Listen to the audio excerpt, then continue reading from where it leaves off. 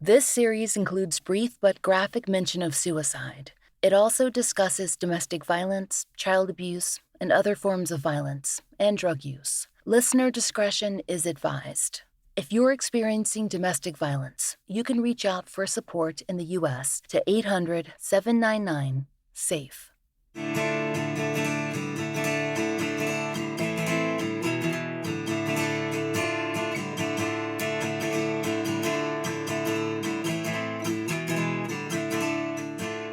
This is The Fall Line.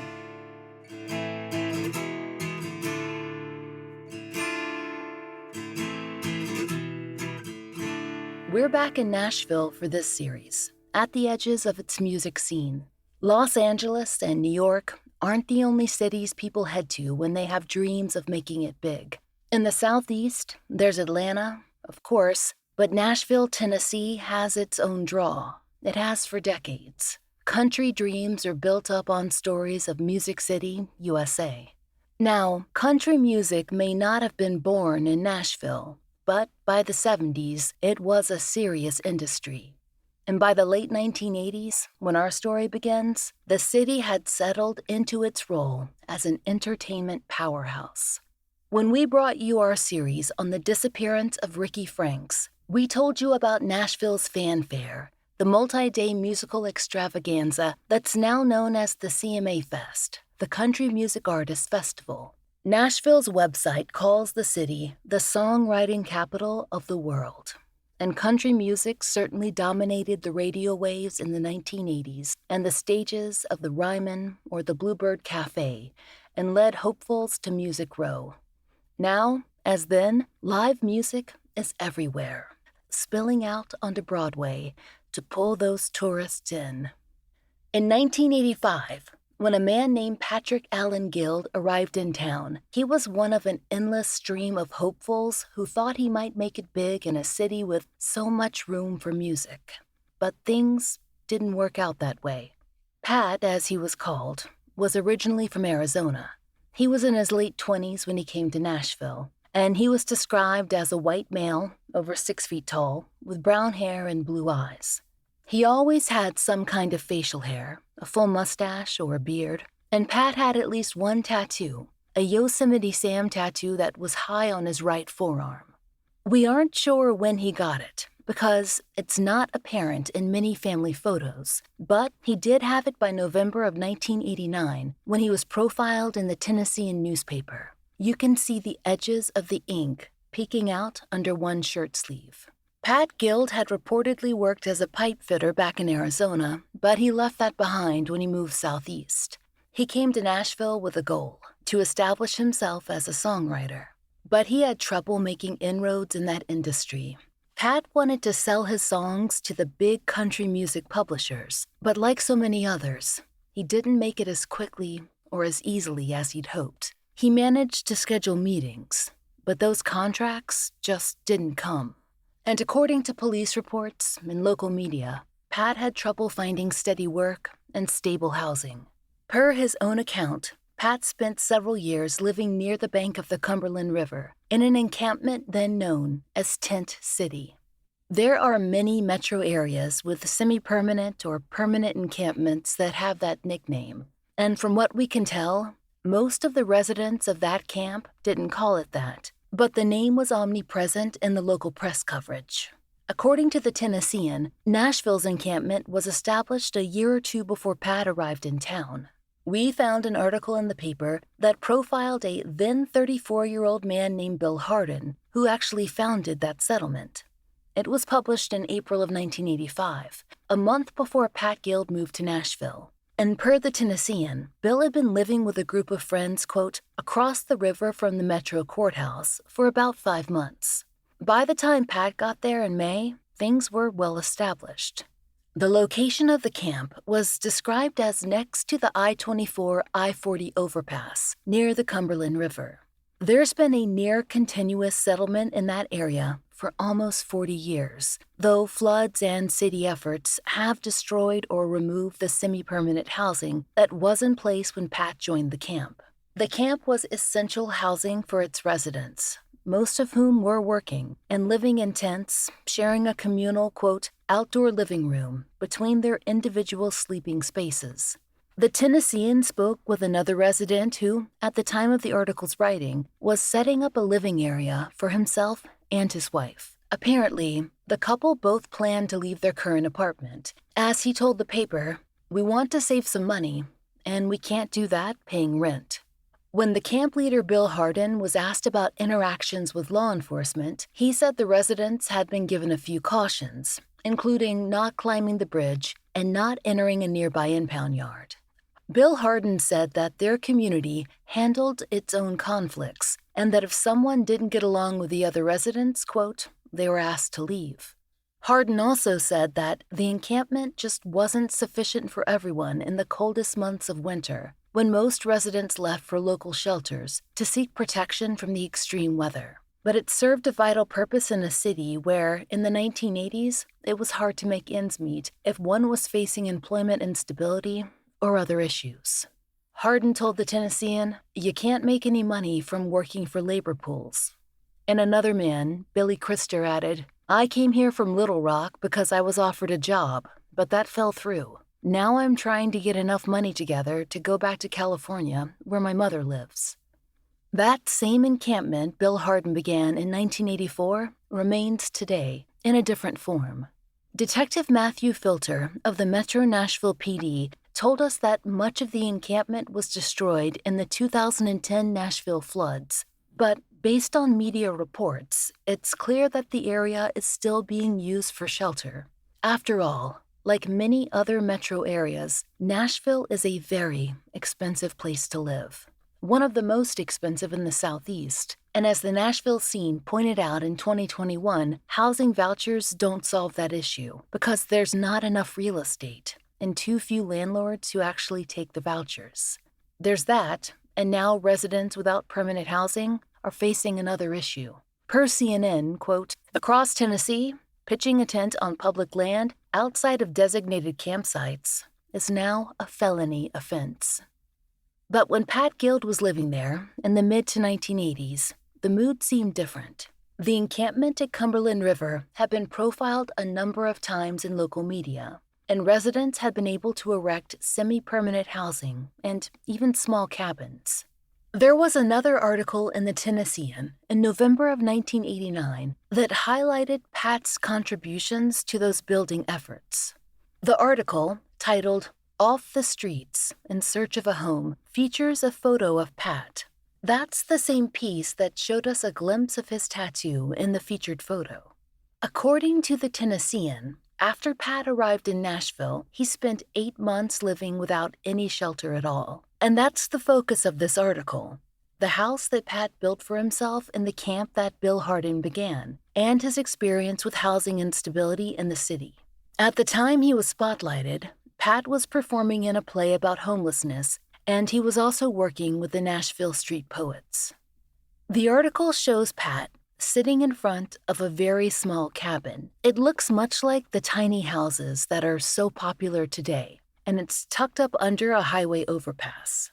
Pat described the cabin, which he built himself in 2 weeks from scrap metal, to the Tennessean. Quote, "It's a shelter, a stepping stone along the way, but it's better than living on the street or in a mission."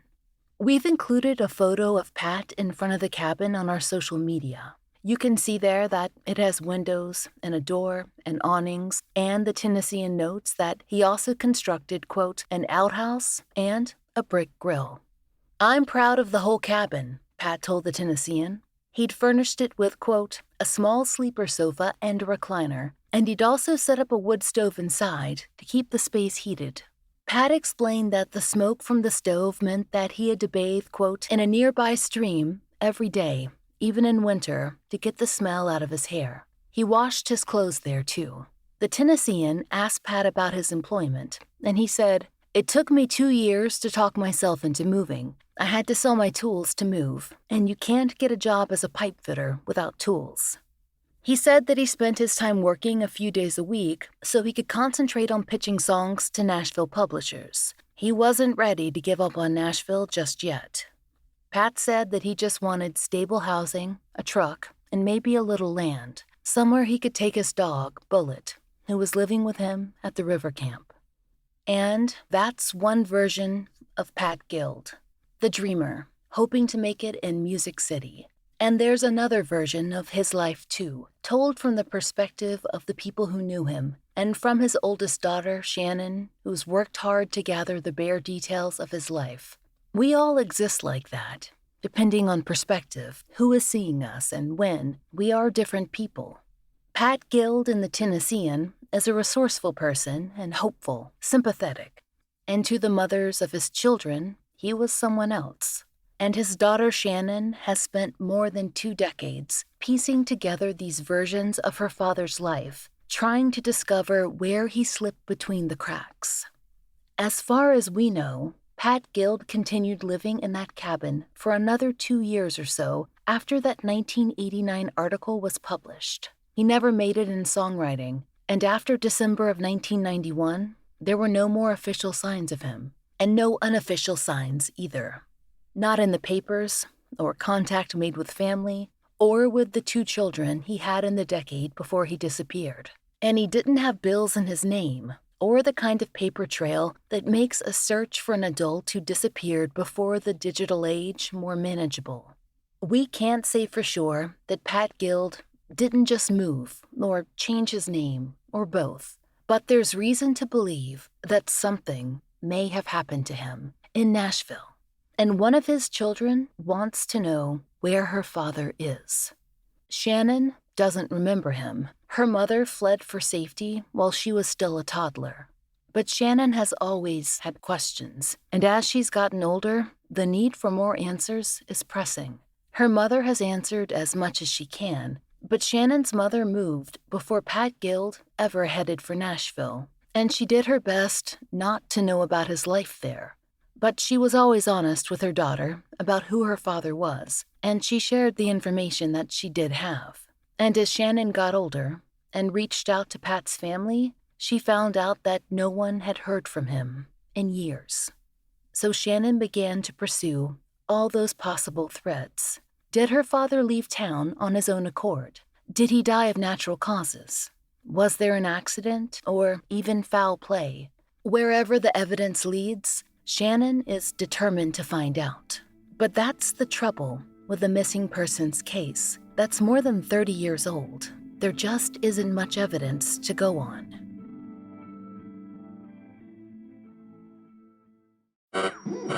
We interrupt this program to bring you an important Wayfair message. Wayfair's got style tips for every home. This is Styles McKenzie helping you make those rooms sing. Today's style tip. When it comes to making a statement, treat bold patterns like neutrals. Go wild, like an untamed animal print area rug under a rustic farmhouse table from Wayfair.com. Arr, fierce. This has been your Wayfair style tip to keep those interiors superior. Wayfair, every style, every home.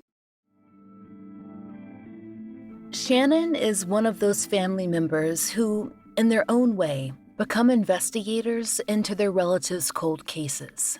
She has put in countless hours tracing names and dates and old addresses across the internet in search of answers. Shannon has dug up records that have impressed law enforcement, and Shannon got pretty far. But she's never actually been to Nashville. She's just heard stories of a father who had a dream and who headed there. And she's heard other stories, too, that he was violent, that he frightened her mother, that he also experienced violence, that he experienced a brutal trauma in his adolescence that changed the course of his life, that he had issues with alcohol and drug dependency. She found out that Pat had a second child about a year before he disappeared off the radar. And she found out that that child's mother had been frightened too. She'd been granted an emergency order of protection and said the last time she saw Pat Guild, he was walking down those courthouse steps. And Shannon listened to those stories. She paid attention. But when she turned 18, she still decided that she'd try and find Pat to gain what she describes as a sense of closure. So, as we said, she reached out to Pat's family, and that part wasn't difficult because Shannon's mother had kept up some contact there. And Shannon discovered, as we said, that they hadn't heard from him since 1991 either. And she also found out that he'd had a difficult relationship with them too. Shannon told us that no one had been looking for him or even filed a report. Like Shannon's mother, Shannon feels they had their reasons why. Shannon has her reasons too, but ultimately, the need to really know what happened to Patrick Allen Guild has pushed her to pursue his case. And as an adult, she's done so much more formally. She's been able to open a missing persons investigation in Nashville with Detective Matthew Filter, who brought Pat's case to us. That investigation, which has been active since 2018, it's been difficult. But they have gathered enough information that, with your help, Shannon may finally get the resolution that she's been seeking. Brooke and Shannon spoke early this year, and Shannon started by telling us about her early life, moves from California to Florida to up north, and what she was told about her parents' relationship and her father when she was young. I live in Connecticut. My mother was born and raised here. And when she graduated from high school, she took off out west. She went to Arizona to go to college. And that's where she met Pat. So I was born in Arizona. And my mom only lived in Arizona for about 3 years, I'd say, maybe 4 years at the most. I think she left Connecticut in 78, I want to say, the year she graduated. And she was in Arizona. She went to college there, and that's where she met Pat. And she was in Arizona until like 83. So she was in Arizona for about 5 years. And then she relocated to Southern California when I was about 2 years old. I was born in 1981. And she was married to Pat for a brief time in Arizona. And then she moved to Southern California in 1983. And we lived there until 1993. She met him through one of his cousins, I believe. And I don't know if the cousin went to college with her or she met at like the local bar. I have no idea where she met the cousin, but she met him through his cousin. One of my mom's younger sisters also dated one of Pat's brothers for a brief period of time. From what Shannon understands, Pat was known to be charming, but also volatile. He was described as emotionally and physically combative as a teen. He may have been dealing with undiagnosed PTSD as well. Now, we would never offer a diagnosis for someone, but as you'll hear from Shannon in the following clip, he went through an incredibly traumatic experience when he was an adolescent. She does not view that as an excuse for the behavior he exhibited as an adult, but she thinks it's important context. Pat has a lot of mental health issues from what I'm learning. From what I know, when Pat was 15, and I've heard this from my mom and from his brother Johnny, when Pat was 15 years old, he found his father who had committed suicide. So I'm sure that is, probably part of where his mental illness comes in. I'm sure it, plays a huge part of it. But yeah, he found his father with a gunshot wound to the head at 15 years old. So, I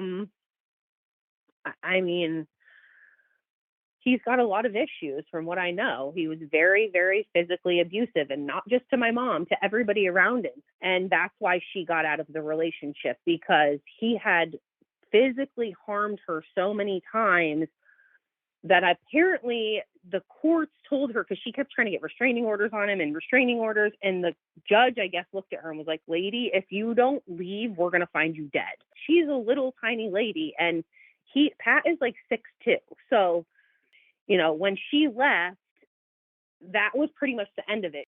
I thought she had cut off ties from his family, but I think There was a little bit where she would kind of try to keep in contact with his mother here and there, but it was very few and far between the time. And then the thing was, she wanted to get divorced from him, but when you go through a divorce, you have to leave a lot of your information. And she never wanted a paper trail because she never wanted him to be able to find her.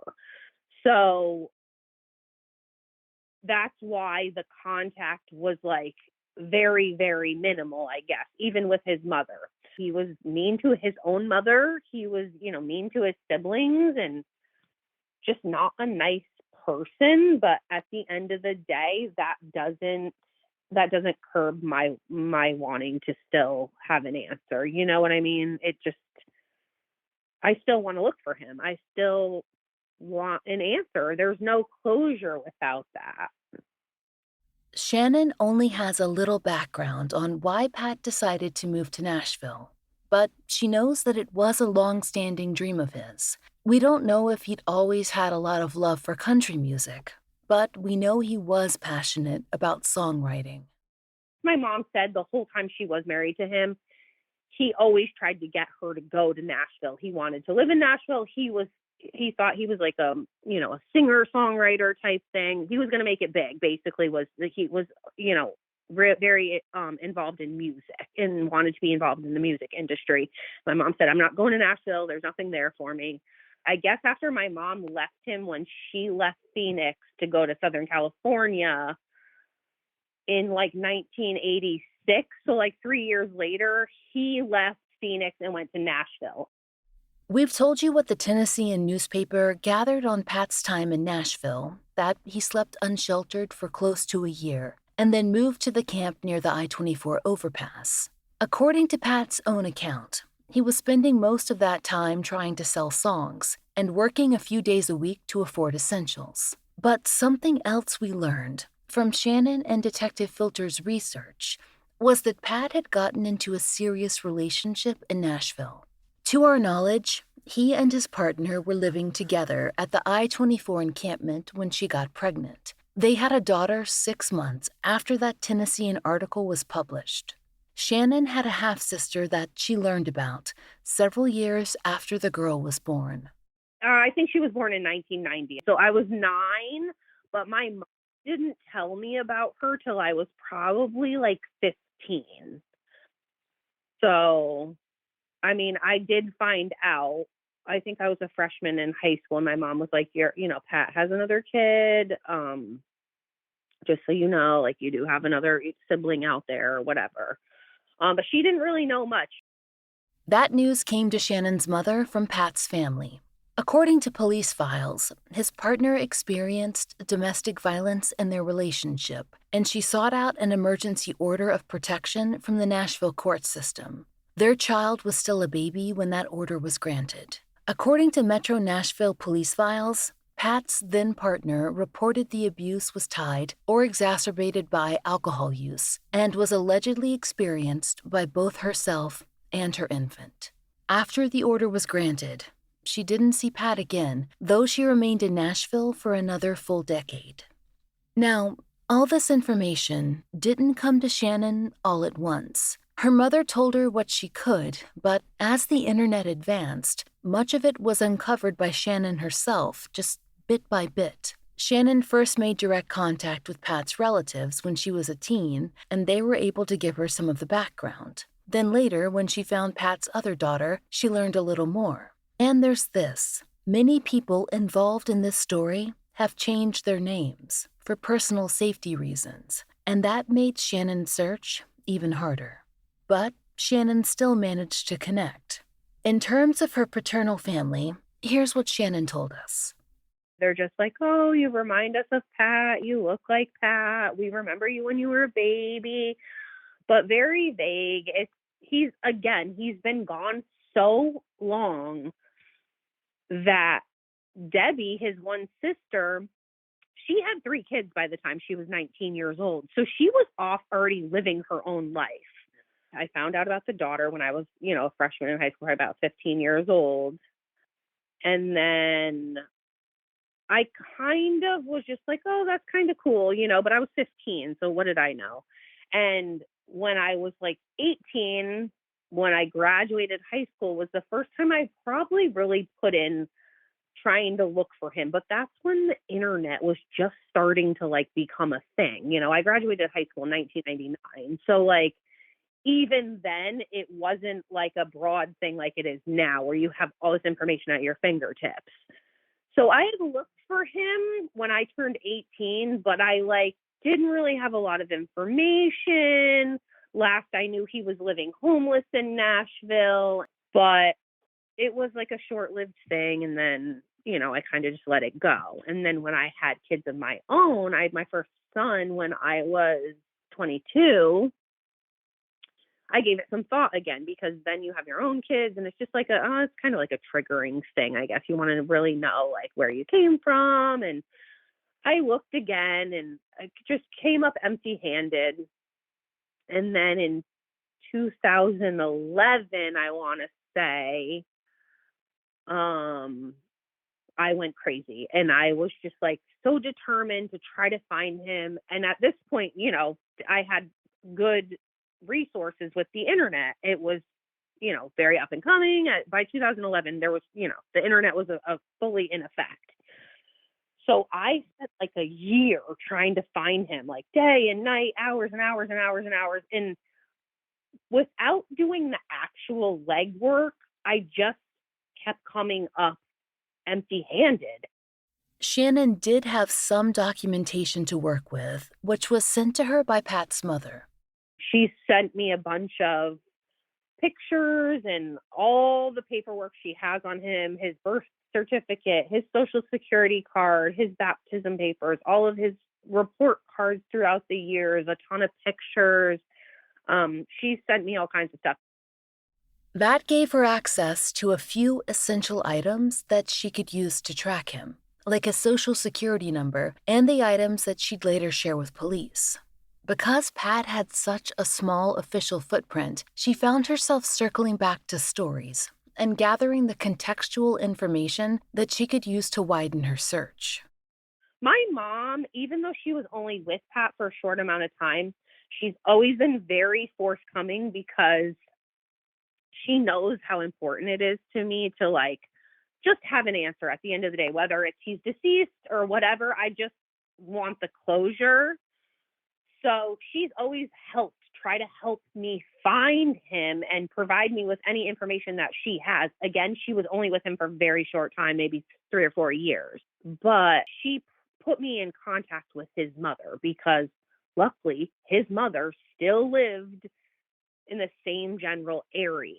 For me, the connection, it was like a strong yearning once I had kids because it almost gave me like a, you know, now you're having, these are your genes and your DNA, and I feel like you wonder where you come from when you have kids. It just puts a lot more into perspective. Shannon is just not sure of how much of Pat's story of his life in Nashville, what he told the Tennessean, is actually true. He was certainly performing in a play, just like the article said, but she doesn't know how many meetings he was actually taking with song publishers, or whether he'd actually done any consistent work down there as a pipe fitter. This is mostly context that she needs to help her understand who Pat may have been associating with on a day-to-day basis, as she's looked for clues as to what might have happened to him. I think that from what I've heard of Pat and his personality, he can portray himself like he's bigger than life. So what he's portraying, is that really the truth? I always second guess everything, and you know, I question everything. So just because what he's saying in the article doesn't necessarily have me believing that that's, you know, he tries to make it sound like he's this pipe fitter and all this stuff. That's not even true, I don't think. My mom's like, he was never a pipe fitter. My mom's like, he never even really held a job. So, because he had substance abuse problems. She's like, he couldn't hold a job and he has severe anger management, you know, problems. Shannon feels that those problems are what kept other people, acquaintances, and his family from seeking out answers when Pat fell out of contact.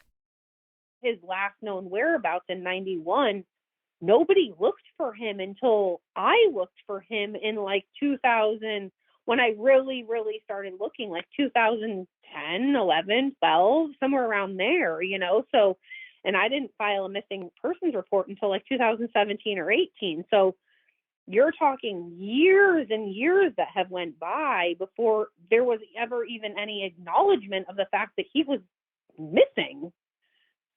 It's not like he went missing and then, 3 days later, or 3 months or 3 years, someone was like, hey, this guy's missing. Like, we should probably, file a report. No, it was years and years and years before his name ever came up again when I started looking. How does a detective now try to backtrack that? You know what I'm saying? Like, how does he even go back to 1991 and say, hey, well, let's try to retrace steps? No, it's been 20 some odd years. How do you retrace steps? The topography of Nashville probably doesn't even look the same after that amount of time. So I filed a case with NamUs, or I tried to, and NamUs said they wouldn't open a case without a legal missing persons report. And that's where I got put in contact with Detective Filter. So I filed a missing persons report with him. I want to say it was 2018, but I'm not 100% sure on that. The detective he does whatever he can, but because the case is so old, how do you backtrack a case from, 25 years ago? I've given him all this information. I have written to like Oprah multiple times. Back in the day, there was all those talk shows, and you could write to them and try to get on. And I'd done all of that, and just nothing ever came to fruition, basically.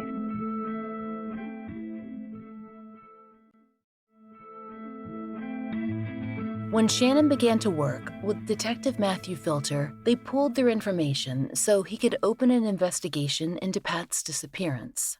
I got involved in this case September 26, 2018.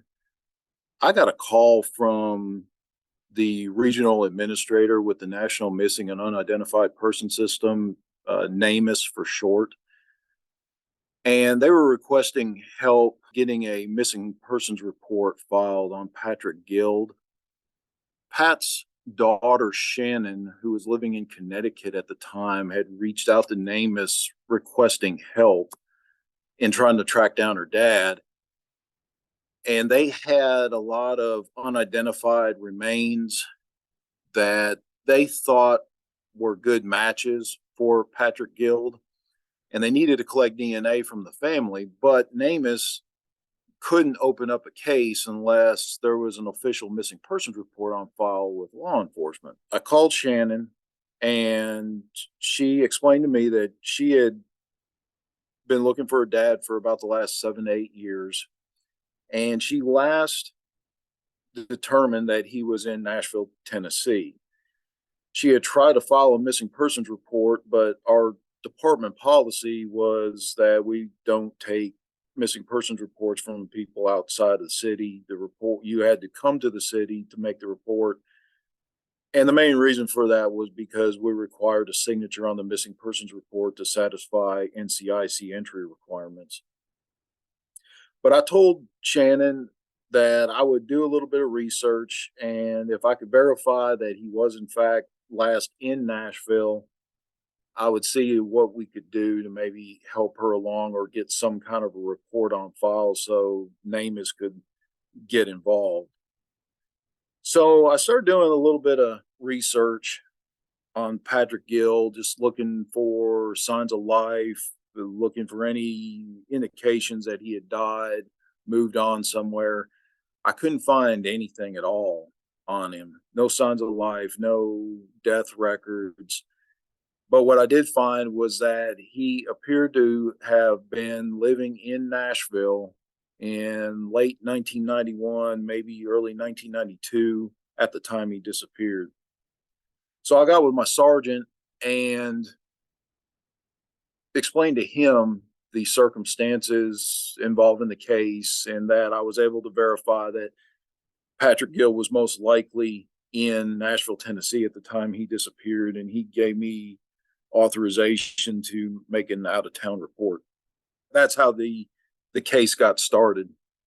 I basically started this case like I would any other missing persons case, and that's just gathering as much information about the victim as I can, or developing a victimology on the person, which I had actually acquired all that information and did the majority of the research even before the missing persons report was filed. So I was already well on my way with that aspect.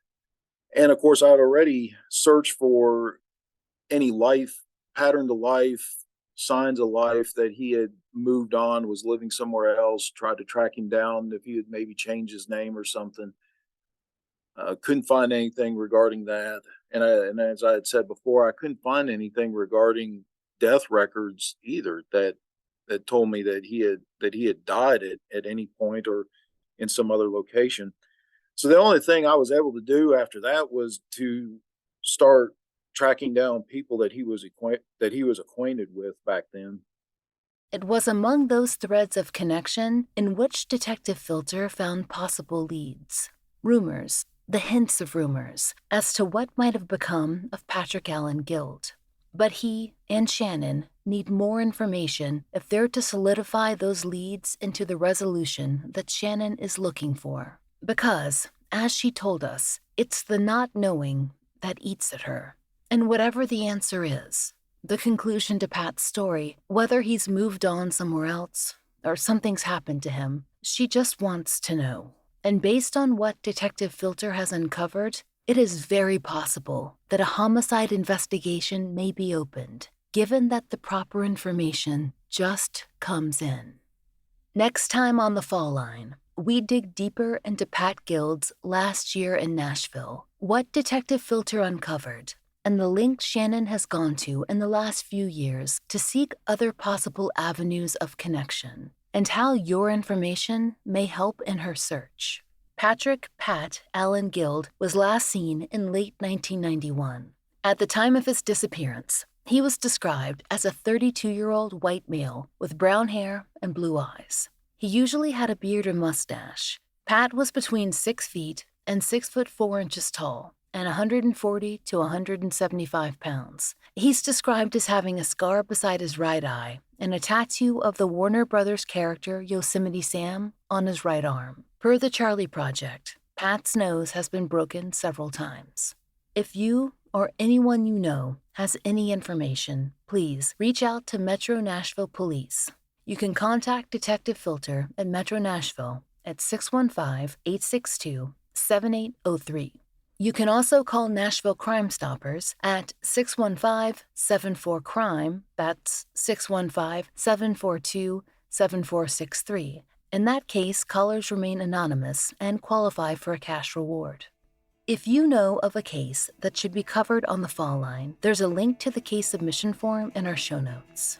Thank you for listening. The Fall Line is an independently produced show, and we appreciate listener support. It allows us to do research, obtain FOIA, pay our content advisors, and support and donate to the causes we care about. If you try out the products we advertise, please use our sponsor codes. It really helps. And please take a moment to rate and review our show in your podcast app of choice. If you're interested in pre-ordering my book, which covers a year of my life working on a Jane Doe case in the world of forensic scientists who resolve unidentified persons cases, you can find a link in our show notes. The book is called Lay Them to Rest, and it's out this October. If you'd like to support the show and the stories we cover, join us on Patreon. We're raising Patreon funds to continue to pay for the Millbrook Twins billboard and to fund therapy for families who've been on the show. Each and every one of our patrons helps us continue this work, and we're so grateful for your help. On Patreon, you can get early release, ad-free versions of our regular episodes for $5 a month. We also have occasional video live streams and blogs, which all patrons can enjoy starting at just $1. If you prefer Apple Premium, we've begun that feed as well, so you have an alternative way to contribute. The Fall Line is written, hosted, and researched by Laura Norton, with additional research by Brian Warders, Kiana Burgess, and Michaela Morrill. Interviews by Brooke Hargrove. Produced, engineered, and scored by Maura Curry. Content advisement by Brandy C. Williams, Liv Fallon, and Vic Kennedy. And, as always, our most special thanks to Liz Lipka and Sarah Turney. As of November 2022, our monthly donations are going to Season of Justice to support their testing and family grant initiatives.